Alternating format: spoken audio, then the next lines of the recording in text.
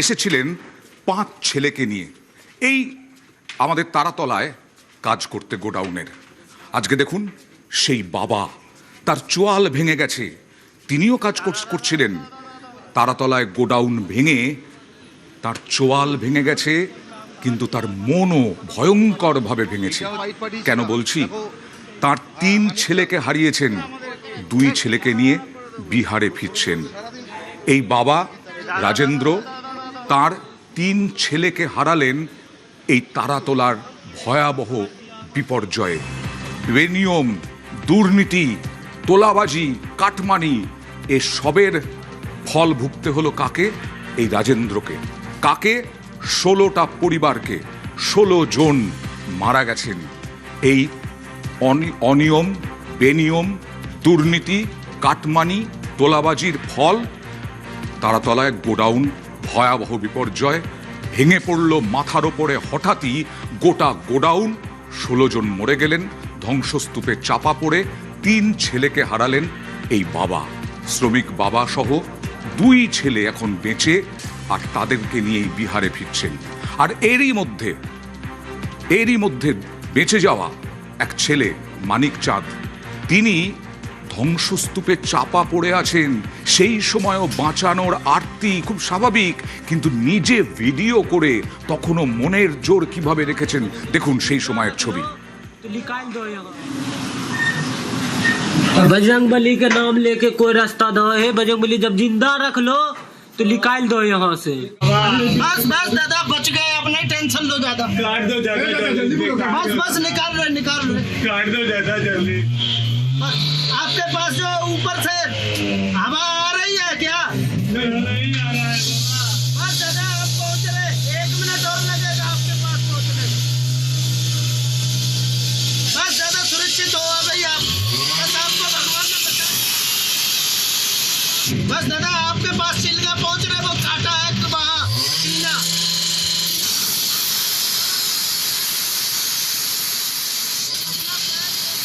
पानी और चाहिए दादा?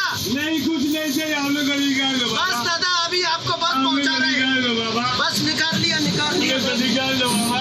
बस बस दादा पहुंच गए आप, हम आ गए, बच गए आप, बच गए। बस आपके पास में और कोई है बंदा? ইনি তো বাঁচলেন, ইনি বেঁচে ফিরলেন, এবং কিন্তু তার ভাই মনু কুমার অলৌকিকভাবে উদ্ধার হয়েছিলেন। 14 ঘন্টা পর ফোন করেছিলেন বন্ধুকে, তার টাওয়ার লোকেশন দেখে সেই বন্ধুকে ফোন করার পরে মনু কুমারের টাওয়ার লোকেশন দেখে তার কাছে পৌঁছেও গিয়েছিলেন উদ্ধারকারীরা, কিন্তু শেষমেশ তার প্রাণ রক্ষা হয়নি। আরেক ভাইয়েরও মৃত্যু হয়েছে, আর শহীদ কুমার আর এই মানিক চাঁদ বেঁচে গেছেন। কি বললেন মানিক চাঁদ হাসপাতাল থেকে ছুটি পাওয়ার পর? उस दिन क्या हुआ था एग्जैक्टली बताइए। उस दिन हुआ था यही कि अचानक मतलब बिल्डिंग गिर पड़ा सबका सर पे। और आप उधर थे? हाँ हम थे। काम करने का वक्त क्या आपको यही लगा था उस जो स्ट्रक्चर है उसमें प्रॉब्लम है? बस हम इतना जानते हैं कि वो जो इंजीनियर मतलब पास किया था बिल्डिंग को, तो वो मतलब किस सोच के पास किया था हमको ये उतना मतलब चौला ढलाई होता है और ऊपर से ढलाई कर रहा था, वही सबसे बड़ी गलती था। हम लोग का भी गलती है, पर हम लोग का गलती कहाँ है कि हम लोग उनको बोले, वो लोग मेरा बात नहीं माना। आप किसको बोले थे उस दिन ये जो प्रॉब्लम है? हम लोग मतलब अपना ठेकेदार को बोले थे कि जब हम काम करते हैं, मशीन चलाते हैं, तो बिल्डिंग मतलब कभी कभी हिलता है। ये जो ढलाई का जो नियम होता है ना, ये क्या है, गलत कहा? देखिए अब वो जो बना रहा है वो ना जानेगा कि उस पर क्या रखेगा, क्या प्रॉफिट होगा उनसे। वाइब्रेशन हुआ था कुछ? वाइब्रेशन वही मतलब वो जो पंप का जो लगाता है ना, उसी का मतलब प्रेशर आया था, उसी का वजह से मतलब। और उसके बाद सडनली गिर पाया? हाँ 40-45 आदमी को मतलब तुरंत झाँप लिया अंदर।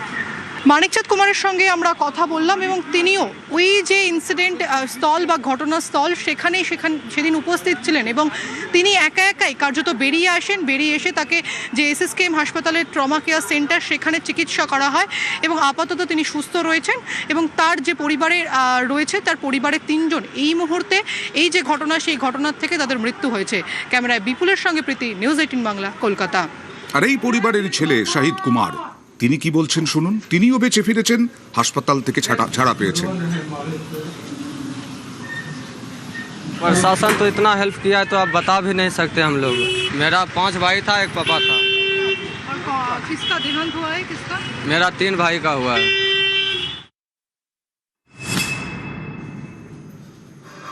এখন একটাই নাম ঘোরাফেরা করছে, ধৃত কালীচরণ বন্দ্যোপাধ্যায়। এই কালীচরণ বন্দ্যোপাধ্যায়ের কারসাজিতেই কি এই বেআইনি নির্মাণ? ভয়ঙ্কর তোলাবাজ, ভয়ঙ্কর দুর্নীতিগ্রস্ত, এরকমটাই অভিযোগ কালীচরণ বন্দ্যোপাধ্যায়ের বিরুদ্ধে। WBCS অফিসার, তিনি ছিলেন প্রাক্তন মেয়র, ফিরহাদ হাকিমের OSD। সেই কালীচরণ বন্দ্যোপাধ্যায়ের বিরুদ্ধে বেআইনি নির্মাণে কোটি কোটি টাকা তোলার অভিযোগ উঠছে। নিয়ম ভেঙে গোডাউনের কাঠামো তৈরির অভিযোগ, প্ল্যান ছাড়াই শর্তাধীন ছাড়পত্রে গোডাউন তৈরির অভিযোগ, স্ট্রাকচারাল ড্রয়িং, সয়েল টেস্টিং ছাড়াই নির্মাণের অভিযোগ।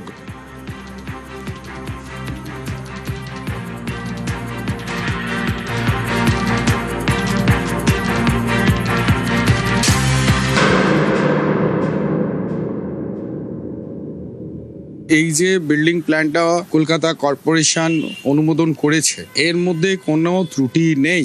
এটা MBC পাস হয়েছে। পাস হয়ে যাওয়ার পর তখনকার দিনের যিনি মেয়র ছিলেন, সেই মেয়রের কাছে উনি গেছেন, তিনি সই করেছেন, রেজলিউশনটা সই করেছেন, এবং তারপর এটা স্যাংশন হয়েছে। স্যাংশন হয়ে যাওয়ার পরবর্তীকালের যে কাজটা, সেই কাজটার মধ্যে গাফিলতি হয়েছে। ওনার ওখানে একটা এক্সিস্টিং স্ট্রাকচার ছিল, এটাকে আমরা বলি conditional sanction. Structural drawing design ওখানে দেওয়া সম্ভব হয়নি, বা সয়েল টেস্ট করা সম্ভব হয়নি। ওনারের দায়িত্ব হচ্ছে ওটা উনি ভাঙবেন। সংশ্লিষ্ট যে আর্কিটেক্ট বা স্ট্রাকচারাল ইঞ্জিনিয়ার বা যে কনসালটেন্টরা আছেন, তাদেরকে ইনফর্ম করবেন যে আমি এবার কাজটা শুরু করছি। ওয়ার্কিং ড্রয়িং তৈরি হবে, সেই ড্রয়িংটা কলকাতা কর্পোরেশনের পোর্টালেতে আপলোড হবে। তখন সেই আর্কিটেক্ট বা স্ট্রাকচারাল ইঞ্জিনিয়ারের সুপারভিশনের দায়িত্বটা থাকছে। এখানে শুধু প্রপোজাল প্ল্যান দেওয়া হয়েছে, স্ট্রাকচারাল ডিজাইন বলুন, আর্কিটেকচার, সয়েল টেস্ট বলুন, কোনো কিছুই দেওয়া হয়নি। যে মাঝখানে মিডলম্যান ছিল বা যিনি কন্ট্রাক্টর ছিলেন আর কি, অ্যারেস্ট করা হয়েছে, তার তত্ত্বাবধানে পুরো জিনিসটা তৈরি হয়েছে, পুরো অন্ধকারে রেখে এবং খুব দ্রুততার সাথে। জানুয়ারিতে আপনার ধরুন স্যাংশন হয়েছে, আজকে ধরুন যে ঘটনাটা ঘটেছে এই জুন মাসে, তার মধ্যেই ফুল স্ট্রাকচার তারা কমপ্লিট করে ফেলেছে, করে ঢালাই চালু করে দিয়েছে। মুখ্যমন্ত্রী শুভেন্দু অধিকারী বললেন, অভিযোগ করেছেন যে জানুয়ারিতে যে অনুমোদন স্যাংশন হয়েছে সেটা ত্রুটিযুক্ত। সরাসরি চলে যাব প্রতিনিধি অভিজিতের কাছে। অভিজিৎ, পুরসভার ইঞ্জিনিয়ার কি করে বলছেন তাহলে যে এই অনুমোদনে কোনো ত্রুটি নেই? অয়ন, যেটা বলা হচ্ছে এই তালাতলার বিপর্যয়ে এই স্ট্রাকচারাল ইঞ্জিনিয়াররা তারা বিপর্যয়ের জন্য দায়ী করছেন যে এই কালীচরণ বন্দ্যোপাধ্যায়কে এবং বেহেরা ব্রাদার্স ঠিকাদার কন্ট্রাক্টরদের বিরুদ্ধে অভিযোগ। স্ট্রাকচারাল ড্রয়িং থেকে শুরু করে সয়েল টেস্টিং ছাড়াই এই বেআইনি নির্মাণের অভিযোগ। অর্থাৎ বলা যেতে পারে এই কালীচরণ বন্দ্যোপাধ্যায়, যেটা একটা গান ছিল না, ফেটে গেল কালীরামের ঢোল, ঠিক সেরকম ভাবেই বলা যেতে পারে ফিরহাদ হাকিমের OSD এই কালীচরণ বন্দ্যোপাধ্যায়ের, তার কারসাজিতেই কি তারাতলায় বেআইনি নির্মাণ, সেই প্রশ্নটা উঠতে শুরু করেছে। এবং প্ল্যান ছাড়াই, কোনো রকম প্ল্যান ছাড়াই শর্তের বিনিময়ে ছাড়পত্র দেওয়া হয়েছিল এই তারাতলার বেআইনি গোডাউন তৈরির অভিযোগ। সম্পূর্ণ নিয়ম ভেঙে এই গোডাউন কাঠামো তৈরি করা হচ্ছিল বলে এমনটাই অভিযোগ তুলেছেন এই কলকাতা পুরসভার স্ট্রাকচারাল ইঞ্জিনিয়াররা। তারা বলছেন এই কালীচরণ বন্দ্যোপাধ্যায়ের কারসাজিতেই সমস্ত কিছু। অয়ন, আর পুরো অ্যাপ চালু ছিল। দুর্নীতি ঢাকতেই কি কলকাতা পুরসভার পুরো অ্যাপ বন্ধ?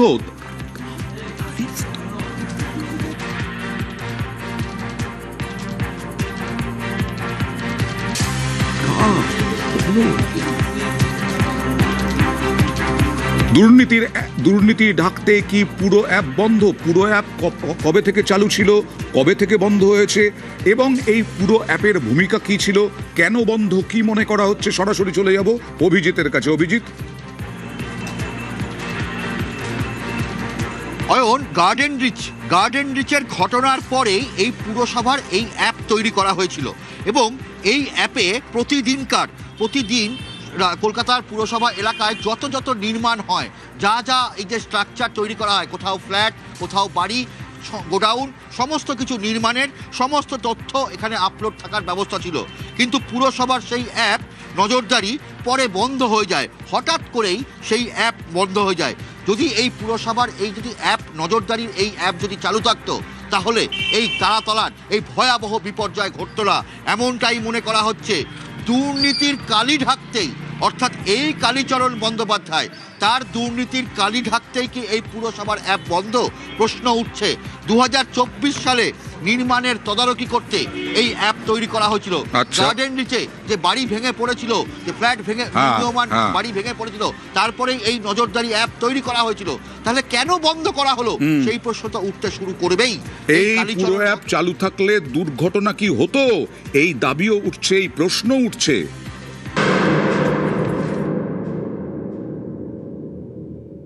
যখন ধবল জৈন স্যার ছিলেন, উনি একটা অ্যাপস তৈরি করেছিলেন। এই যে ধরনের ঘটনাগুলো হতো, সেটা মনিটরিং এর জন্য সাব অ্যাসিস্ট্যান্ট ইঞ্জিনিয়ারকে প্রত্যেকদিন নির্দেশ দিয়েছিলেন যে 1 ঘন্টা বা 2 ঘন্টা করে তারা ওয়ার্ডগুলো দেখবে গার্ডেন রিচ কাণ্ডের পর, এবং সেখান থেকে ছবি তুলবে। তোলার পর একদম অনলাইন ডিরেক্ট উনি এই মনিটরিংটা করেছিল। উনি চলে যাওয়ার পর এই মনিটরিংটা বন্ধ হয়ে যায়। এই মনিটরিংটা যদি থাকতো, যেটা ধবল জৈন স্যার করে গিয়েছিলেন, সে তাহলে কিন্তু এই দুর্ঘটনাটা হতো না। প্রায় 40,000-এর মতো আমরা এই মুহূর্তে যে এই ধরনের মনিটরিং করার জন্য যে লোকের দরকার, সেই লোক নেই। একজন এসেই 3টে থেকে 4টে ওয়ার্ড দেখছে, আপনি ডিপার্টমেন্টে গেলেই দেখতে পাবেন। তাহলে হবেটা কি করে? পুরসভার স্ট্রাকচারাল ইঞ্জিনিয়াররা অভিযোগ করছেন নির্মাণে নিয়ম ভাঙাই নিয়ম। তারা অভিযোগ করছেন পুরসভার পোর্টালেও অনিয়মে ভর্তি, ডিটেইল প্রজেক্ট রিপোর্ট ছাড়াই কাজ, অর্থাৎ ডিপিআর। সেই ডিপিআর ছাড়াই কাজ হতো। তারাতলায় পদে পদে নিয়ম ভেঙে নির্মাণ।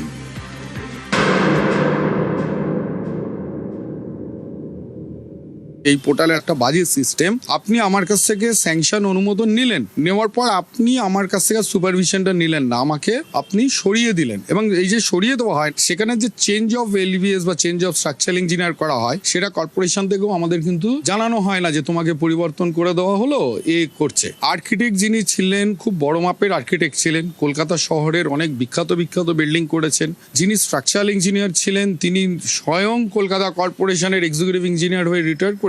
তারপর তিনি লাইসেন্স নিয়ে কাজ করছেন। তো এই যে প্রোটোকলগুলো যদি আমার ডিজাইনটাই না হয়ে থাকে, স্ট্রাকচারাল ইঞ্জিনিয়ার সয়েল টেস্ট হয়নি, স্ট্রাকচারাল ইঞ্জিনিয়ার ডিজাইন করেননি, রিভিউয়ার চেক করেননি, মাঝখান থেকে একজন ফোঁড়ে কন্ট্রাক্টর সে করে গেল, আপনার প্রজেক্ট প্রপোজাল হয়ে গেল। এবার তৈরি হবে ডিপিআর, ডিটেল প্রজেক্ট রিপোর্ট। সেই রিপোর্টেতে এই যে সুপারভিশনের একটা স্ট্যান্ডার্ড অফ প্রসিডিং আছে, নর্মস আছে, যে কিভাবে কোয়ালিটি মেনটেন হবে। কিন্তু যখন কংক্রিটিংটা হচ্ছে, আমরা তো সেখানে দাঁড়িয়ে থাকছি না, ওখানে দাঁড়িয়ে থাকবে কে? যে প্রজেক্ট ম্যানেজার বা প্রজেক্ট ইঞ্জিনিয়ার। কিছু ইঞ্জিনিয়ার নেই। শুধু এর কেন, কলকাতা শহরে বিভিন্ন এই যে কাজ হচ্ছে ছোটখাটো গুলোর ক্ষেত্রে কন্ট্রাক্টরদের কোনো ইঞ্জিনিয়ারই থাকে না। কালীচরণের নির্দেশে কাজ হতো, আবার কালীচরণের নির্দেশেই কাজ আটকে যেত। দুর্নীতি পুরো ক্যান্টিনে, পুরসভার ক্যান্টিনে মাইনে বাড়ানোর জন্য বেশ কয়েকবার প্রস্তাব দেওয়া হয় কর্মীদের মাইনে বাড়ানোর জন্য। সেই প্রস্তাবে সই করেন মেয়র ফিরহাদ হাকিম। কিন্তু 2018-র পর বারবার এই পুরকর্মীদের মাইনে বাড়ানোর প্রস্তাব দেওয়া হলেও কলকাতা পুরসভায় এই কালীর মৌরসী পাট্টার জন্য ক্যান্টিন, সেই ক্যান্টিনে মাইনে বাড়েনি। বারবার আবেদনেও সাড়া মেলেনি। ফিরহাদের প্রাক্তন ওএসডির বিরুদ্ধে চাঞ্চল্যকর অভিযোগ। 1930 সালে এই ক্যান্টিন চালু করেন নেতাজি সুভাষচন্দ্র বসুও। লাস্ট 2013-তে লাস্ট দিয়েছে, এখন তো 8,500 টাকা। আগে কত? আগে তার আগে 3,000 টাকা বেড়েছিল। মানে বিগত 13 বছর ধরে কোনো টাকা বাড়ানো, টাকা বাড়ানোর কথা হয়েছিল। হ্যাঁ, অনেকবার ছুটি দেওয়া হয়েছে, তার কোনো উত্তর পাওয়া যাবে। কত বছর ধরে আছেন? ওই তো আমরা তো 20-22 বছর হয়ে গেল। কতবার আপনাদের বাড়ানোর প্রপোজাল হয়েছে, কে আটকে দিয়েছে? এটা আটকিতে কালীবাবু। মেয়র সাহেব 2বার সইও করেছে ফাইলের মধ্যে, কিন্তু কালীবাবু এটা আটকে দিয়েছে। কিন্তু বলেন না, আমরা গরিব লোক, আমাকে আজকে 32 বছর হয়ে গেছে চাকরি করতে আমার, ঠিক আছে? আজকে আমার 32 বছর চাকরি করছে, মায়না কি আমার 8,500 টাকা মায়না।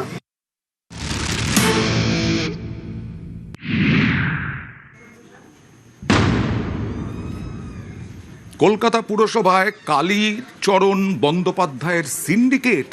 একেবারে কালীচরণ বন্দ্যোপাধ্যায় তোলা না পেলে পরে দুর্ব্যবহার করতেন, এরকমটা অভিযোগ। এমনকি খুনের হুমকিও দিতেন, এই অভিযোগ। ঠিকাদার, সেই ঠিকাদার যিনি ক্যামেরার সামনে মুখ দেখাতে ভয় পাচ্ছেন এখনো, এমনকি নাম প্রকাশেও অনিচ্ছুক। কালী হচ্ছে একটা বড় তোলাবাজ। কালীর কে দেখা করতে গেলে তার বাইরে অনেক সাকরেতরা থাকে, তাদের মারফত তাদের নিয়ে তা কালীর কাছে যেতে হয়। আর কালী, আমি একবার গেছিলাম কালীবাবুর কাছে, আমার এক পেমেন্টের ব্যাপারে আমি খুব অসুবিধায় ছিলাম। পেমেন্টের ব্যাপারে আমাকে দূর করে তাড়িয়ে দিয়েছে, কত টাকা দিতে পারবি। আমাকে ভায়া ওই যারা সাকরেত ছিল বাইরে তাদের দিয়ে আমাকে বলেছিল। আমি বললাম আমি তো তার বেশি দিতে পারবো না। আমি কালীবাবুর কাছেও আপনি পৌঁছতে পারছেন? কালীবাবুর কাছেও পৌঁছাতে পারছি না। তার পাশে আরও 2-4 জন ওরা ভায়া ঘুরে বেড়ায়, তো যারা টিয়ন আছে তারা ওই টাইপের, তাদের মারফতে আমি ঢুকেছি। কালীবাবুর সামনে আমি দাঁড়িয়েছি, কিন্তু উনি রাজা বাদশার মতো হাবভাব।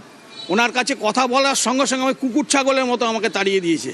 বাট আবার বলছে তুই কত টাকা দিতে পারবি। হ্যাঁ, এইসব ভারসাম্য। পুরসভায় গেলে মেয়রের সঙ্গে কি দেখা করার তো প্রশ্ন, আমি মেয়রের সঙ্গেই দেখা করতে গেছিলাম। আমি চিঠি নিয়ে মেয়রের কাছেই যেতে গেছিলাম, কিন্তু মেয়র অবধি টপকানো যাবে না। কালীবাবুই সব। আর কালীচরণ বন্দ্যোপাধ্যায় তার মৌরসি পাট্টা, তাঁর সিন্ডিকেটের জন্যই আজকে এই মোটা টাকায় রফা হয়েছে এই তারাতলার গোডাউন, এরকমটাই অভিযোগ উঠে আসছে। ভয়াবহ বিপর্যয়, 16 জনের মৃত্যু, মোটা টাকায় রফা হয়েছে, এরকমটাই অভিযোগ কালীচরণ বন্দ্যোপাধ্যায়ের সঙ্গে। এবং পুলিশ তদন্তে একাধিক চাঞ্চল্যকর তথ্য, কালীচরণের প্রভাবে পুরো আধিকারিকরা ধৃতরাষ্ট্র হয়ে গিয়েছিলেন। তদন্তকারীদের নজরে এবার পুরো ইঞ্জিনিয়ারদের একাংশ, কারণ অন্যায় করেন আর অন্যায় যিনি সহেন, দুজনের বিরুদ্ধেই দুজনেই অভিযুক্ত।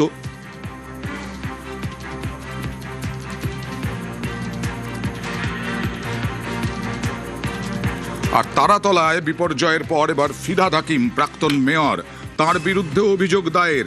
তারাতলার বিপর্যয়ে প্রাক্তন মেয়রের বিরুদ্ধে তারাতলা থানায় ভারতীয় মজদুর সেল তাঁরা অভিযোগ দায়ের করলেন। অভিযোগপত্রে প্রাক্তন 2 কাউন্সিলরের নাম, আনোয়ার খান, শামস ইকবাল, এদের বিরুদ্ধেই অভিযোগ উঠেছিল যে মোটা টাকার বিনিময়ে এখানে এইভাবে অবৈধ নির্মাণ করা হচ্ছিল। 3 জনের বিরুদ্ধে এফআইআর দায়ের করে গ্রেফতারের দাবি। ফিরহাদ হাকিম আর আনোয়ার খান আর শামস ইকবাল, এই 3 জনের নামে এখানে কমপ্লেন দিলাম। একটা বড় এখানে ওসি সাহেব বললেন কি এটা এফআইআর, যে বড় এফআইআর হয়েছে ওর মধ্যে এটা ঢুকে যাবে। আর আমরা বলেছি ওনাকে অ্যারেস্ট করতে হবে, বলেছে কি সব গঠন হয়ে গেছে, অনেক তাড়াতাড়ি আপনি রেজাল্ট দেখতে পারবেন। ববি হাকিমকে তাড়াতাড়ি গ্রেফতার দেখতে চাই, জেলের ভাত খেতে দেখতে চাই। তারাতলা ভয়াবহ বিপর্যয়ে কুণাল ঘোষ ফিরহাদকে নিয়ে বিস্ফোরক মন্তব্য, আর তার পাল্টা কুণালকে চ্যালেঞ্জ দিলীপ ঘোষের। তারাতলা কাণ্ডে মাননীয় মুখ্যমন্ত্রী বিধানসভায় একটি কাগজ দেখিয়ে ইঙ্গিতপূর্ণ বক্তৃতায় বলেছিলেন, এই দেখুন ওই বিতর্কিত এবং অবৈধ ধাঁচা নির্মাণ কার সই আছে, প্রাক্তন মেয়রের সই আছে। পরের লাইনটি কি বলেছিলেন, কাউকে ছাড়া হবে না, যারা তারাতলায় জড়িত তাদের অ্যারেস্ট করতে হবে। যদি আজ 5টার আগে অ্যারেস্ট হন ফিরহাদ হাকিম, তাহলে বুঝবো শুভেন্দু অধিকারী যা দেখিয়েছেন ঠিক করেছেন, সততার সঙ্গে দেখিয়েছেন। কুণাল ঘোষ দাবি করলে সরকার করবে না, সরকার যখন মনে করবে কেউ অন্যায় করেছে তখন তার বিরুদ্ধে ব্যবস্থা নেবে। সেই জন্য তদন্ত চলছে, যে দোষী সাব্যস্ত হবে, যার বিরুদ্ধে প্রমাণ আসবে এই অনৈতিক কাজের, সরকার তার বিরুদ্ধে ব্যবস্থা নেবে। তারাতলায় যে ভয়াবহ বিপর্যয়, সেই বিপর্যয়ে বারবার উঠে আসছে এই কালীচরণ বন্দ্যোপাধ্যায়ের নাম, মেয়র ফিরহাদ হাকিমের নাম। মেয়র ফিরহাদ হাকিমের বিরুদ্ধে অভিযোগও দায়ের হয়ে গেল মজদুর সেলের, ভারতীয় জনতা মজদুর সেল। এই তারাতলায় আর কোনো আটকে নেই কেউ, উদ্ধার কাজ শেষ, এনডিআরএফ চলে গেল। এখন শুধু একদম টেকনিক্যাল যে টেকনিক্যাল কারণে ভয়াবহ বিপর্যয় তার তদন্ত, এবং তার সঙ্গে সঙ্গে এই তারাতলায় সয়েল টেস্ট হয়েছিল কিনা সমস্ত কিছুর তদন্ত, এবং ধ্বংসস্তূপ সরানোর কাজ শুরু। আমরা তো প্রাথমিকভাবে আজকে দেখতে এসেছিলাম এই কোলাপস স্ট্রাকচারটার কি অবস্থা, অন্তত বাইরে থেকে, ফলে সেখানে যে যে অংশে উদ্ধারকারীরা ড্রিল হোল করেছিলেন সেখানেও সেকশনসগুলো দেখা হলো। এরপরে আমাদের যেরকম হয় নমুনা পরীক্ষা, তারপরে সয়েল ইনভেস্টিগেশন এবং ডিজাইন যা করা হয়েছিল তার অ্যানালিসিস, সেইটা দেখে আমরা একটা সিদ্ধান্তে আসার চেষ্টা করব যে হাউ গুড আর how bad it was. Construction engineering department রয়েছে, সিভিল ইঞ্জিনিয়ারিং রয়েছে, আর্কিটেকচার ডিপার্টমেন্ট রয়েছে, মেটালার্জি রয়েছে। এই ধরনের ঘটনার ক্ষেত্রে নমুনা পরীক্ষা হয়, কিছু পরীক্ষা ল্যাবে হয়, কিছু পরীক্ষা সাইটে হয়, কিছু অ্যানালিসিস করা হয়। এই সবটা মিলিয়ে আলটিমেটলি একটা রিপোর্ট জেনারেটেড হয়। ফলে আমাদেরকে যারা অ্যাপয়েন্ট করেছেন আমরা তাদের কাছে সেটা দেবো। গোটা সমাজ, সরকার, প্রশাসন সবাই উদ্বিগ্ন যে কি কারণের জন্য এরকম একটা ঘটনা ঘটেছে, specially engineering point of view থেকে। ফলে সেইটাই আমরা খুঁজে বের করার চেষ্টা করব যে the lapses behind the failure engineering causes কি কিছু। এবার বাগনানের খবরে যাই। বাগনানে নিহত বিজেপি কর্মীর বাড়িতে আজকে গেলেন মুখ্যমন্ত্রী শুভেন্দু অধিকারী। 17ই জুন বাগনানে খুন হন বিজেপি কর্মী। তৃণমূলের উপপ্রধান এবং তার দলবলের বিরুদ্ধে অভিযোগ এই খুনে তারা জড়িত। নিহত বিজেপি কর্মী প্রশান্ত দের বাড়িতে মুখ্যমন্ত্রী। অভিযুক্তদের ফাঁসির দাবি নিহতের পরিবারের।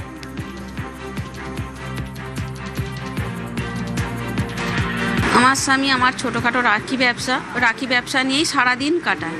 সেই দিন হঠাৎ আমাকে 9টার পর কাজ নিয়ে বেরিয়ে গেল, আমার সঙ্গে কথা বলে গেল। 10:30 নাগাদ আমি ছেলেকে ফোন করতে বললাম, ছেলে ফোন করছে, মেয়ে ফোন করছে, বলছে যাচ্ছি। 12টার পর যখন ফোন করছি আর ফোনে পাচ্ছি না। তারপর আমার বোনপোকে তখন 1টা বাজে, তখন বললাম যে এখনও আসেনি, এরকম তো রাত তো করেনি। অন্যজন ফোন ধরার পর ও বলছে মেসো কোথায়, বলছে তোর মেসো মার্ডার হয়ে গেছে, এখান থেকে নিয়ে যা। বোনপোকে বলছে তুই এখানে আয়, তোকেও মেরে ফেলে দেবো। যারা আমার স্বামীকে হত্যা করেছে ওনারা যেন শাস্তি পায়, ওনাদের যেন ফাঁসি হয়, ওরা যেন না ছাড়া পায়। আমার ছেলে মাল ফাল দিতে যায়, নিয়ে আসে আমার সঙ্গে। সেদিনে রাত্রিরে আমি জানিই না আমার ছেলে ঘর থেকে চলে গেছে, কিন্তু আমি ছেলের সঙ্গে দেখাও করতে পারলাম না, কথাও বলতে পারলাম না। মুখ্যমন্ত্রীরই ভরসা, ওই ছেলে মেয়েদের ভরসা মুখ্যমন্ত্রী, আর আমি বুক ধরেই বা কী করে থাকবো? আমার ছেলেটাকে এইভাবে কি করে মারলো, আমরা কি করে বাঁচবো এই ছোট ছোট ছেলে মেয়েদের নিয়ে? যারা করেছে তাদের যেন শাস্তি হয়, যেন না ওদের ছাড় পায়, আর যেন ওদের ফাঁসি হয়। আমি ভোরবেলা খবর পেলাম যে আমার ছেলে এরকম, তো নুনথিয়া থেকে কয়েকটা ছেলের সঙ্গেই গেছিলো, একা যায়নি, ওর দিকে ডেকে নিয়ে গেছিলো, ও তো চলে গেছিলো। কিন্তু বাড়িতে যখন ফোন করছে উনি আর ফোনে বললো যাচ্ছি বললো, তারপর থেকে আর বলেনি। বলে কি তোমার ছেলেকে ফোন করে রেখে দিয়েছি, নিয়ে যাও, পুলিশ এগুলোকে দেখুক। আর মাননীয় মুখ্যমন্ত্রী যেন বিচার চাইছে, এই বিচার নাহলে আমি তার ছেলেকে ফিরে পাবো নি, ভালো এখন বিচার চাই। বিচার চাইলেন মুখ্যমন্ত্রী শুভেন্দু অধিকারীর কাছে। আর এরপরেই শুভেন্দু অধিকারী বাগনান থানায় যান, সেখানে বিভিন্ন নির্দেশ দেন। তারপরে বেরিয়ে এসে তার হুঁশিয়ারি, পাতালে থাকলেও গ্রেফতার। বিজেপি কর্মী খুনে 51 জনের বিরুদ্ধে এফআইআর, জালে 10, বাকিদের ধরতে কড়া বার্তা। আমি প্রথম দিন থেকে এই বিষয়টা নজর রেখেছিলাম। জেলার পুলিশ সুপারের সঙ্গে, ডিজিপির সঙ্গে আমার কথা হয়েছিল। পরে আমি হোম সেক্রেটারিকে নির্দেশ দিয়েছিলাম মামলাটা যাতে সিআইডি নেয়। সিআইডি মামলাটা নিয়েছে 21 তারিখে। আমি এখানে সিআইডি এবং আমাদের এই জোনের যিনি আইজি আছেন তিনি ছিলেন, এবং ডিআইজি, এসপি, জেলা শাসক সবাই ছিলেন। আমি পুরো বিষয়টা রিভিউ করেছি। আমাকে পুলিশ অ্যাডমিনিস্ট্রেশনের পক্ষ থেকে বলা হয়েছে মোট 51 জনের নামে এফআইআর হয়েছে, 10 জন এখন অবধি অ্যারেস্ট হয়েছে। আমি তাদেরকে নির্দেশ দিয়েছি বাকি 41 জন যেখানেই থাকুক, পাতালের ভিতরে থাকলেও খুঁড়ে বের করে অ্যারেস্ট করতে হবে। প্রশান্তদের মেয়ে আছেন, সেই মেয়ে কি করবে? শুভেন্দু অধিকারী বললেন মূল আর্নিং মেম্বার তিনি নিহত, তাই তার মেয়েকে স্থানীয় বিডিও অফিসে কন্ট্রাকচুয়াল চাকরি দেওয়া হলো। আর প্রশান্ত বাবা মাকে বার্ধক্য ভাতা।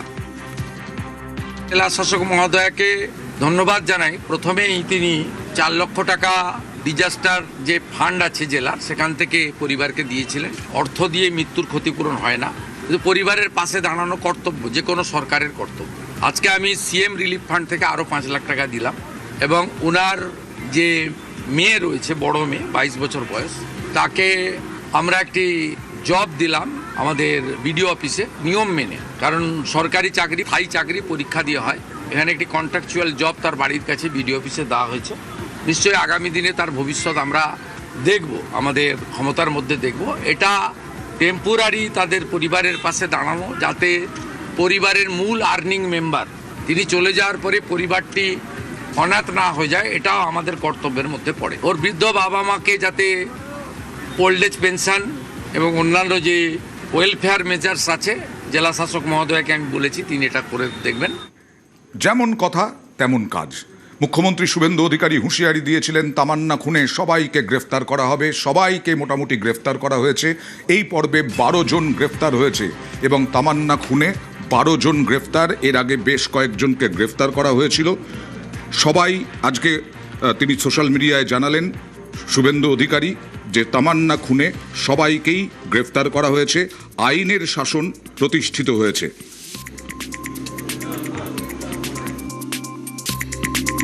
সরকারি আইনজীবী বদল, বিশেষ সরকারি আইনজীবী নিযুক্ত করা হয়েছে বিভাস চট্টোপাধ্যায়কে। আজ বিভাস চট্টোপাধ্যায় তিনি গেলেন তামান্নার বাড়িতে।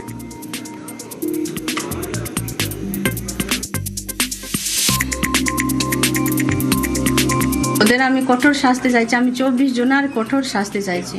আমি ওদের ফাঁসি চাইছি, যাবজ্জীবন জেল চাইছি। যে কাজটা 1 বছর আগে করা দরকার ছিল সেই কাজটা টিএমসি সরকার করেননি, এখন করছেন, তার জন্য মুখ্যমন্ত্রীকে অসংখ্য ধন্যবাদ।